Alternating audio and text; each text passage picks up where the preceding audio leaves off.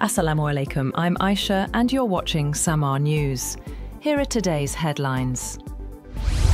Prime Minister Shehbaz Sharif has met with King Abdullah II of Jordan at the Prime Minister's house. The leaders discussed strengthening bilateral ties, focusing on economic, trade, health, education and defence cooperation, and reaffirmed their commitment to deepening strategic and economic relations. King Abdullah appreciated Pakistan's support during the Gaza conflict, and both nations agreed to enhance coordination on the Gaza peace plan. MOUs were also signed in media, culture, and education.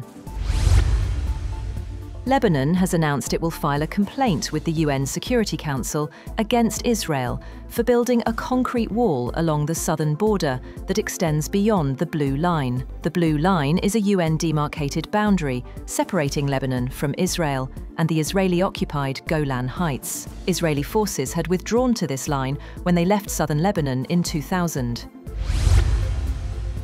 Storm Claudia has killed 3 people and injured dozens in Portugal as violent weather continues to affect the region. In Britain, rescue teams are organising evacuations in Wales and England due to severe flooding. The storm has also impacted parts of Spain, Ireland and Britain, bringing extreme conditions across the region.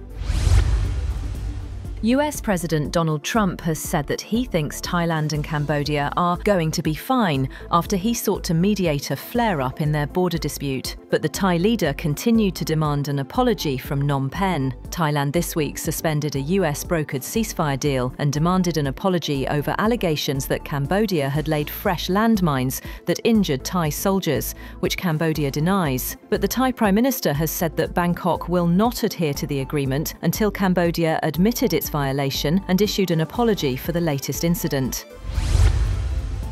With the United States absent from the UN Annual International Climate Summit for the first time in 3 decades, China is stepping into the limelight as a leader in the fight against global warming. Its country pavilion dominates the entrance hall of the sprawling COP30 conference grounds in Brazil's Amazon city of Belém. Executives from its biggest clean energy companies are presenting their visions for a green future to large audiences in English, and its diplomats are working behind the scenes to ensure constructive talks.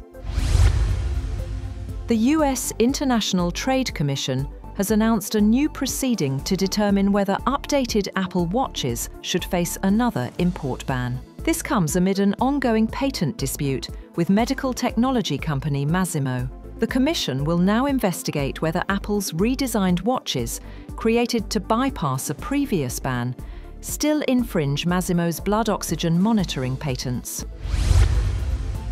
The Democratic Republic of Congo and the M23 rebel group have signed in Qatar a framework agreement for a peace deal aimed at ending fighting in eastern Congo. The agreement was signed by representatives from both sides in a ceremony in the Qatari capital Doha. M23, in the latest of a string of actions supported by neighbouring Rwanda, seized Goma, eastern Congo's largest city, in January and went on to make gains across North Kivu and South Kivu provinces. Iran has confirmed that its Revolutionary Guards seized a tanker carrying petrochemical cargo bound for Singapore in Gulf waters on Friday. Following inspections, authorities said the tanker was in violation for carrying unauthorized cargo. They did not provide further details. The U.S. Justice Department says it will follow President Donald Trump's request to investigate Jeffrey Epstein's ties to former President Bill Clinton and JPMorgan, shifting focus from Trump's own connections to the convicted sex offender Attorney General Pam Bondi appointed Manhattan's top federal prosecutor, Jay Clayton, to lead the probe. Trump has repeatedly urged federal authorities to investigate perceived political opponents, including former Treasury Secretary Larry Summers and LinkedIn founder Reid Hoffman, all named in thousands of recently released congressional documents. At the Vatican, Pope Leo has met with a group of top Hollywood actors and filmmakers, expressing concern over the global decline in cinema attendance. He says movie theatres are struggling to survive and urged greater efforts to preserve the shared cultural experience of watching films on the big screen.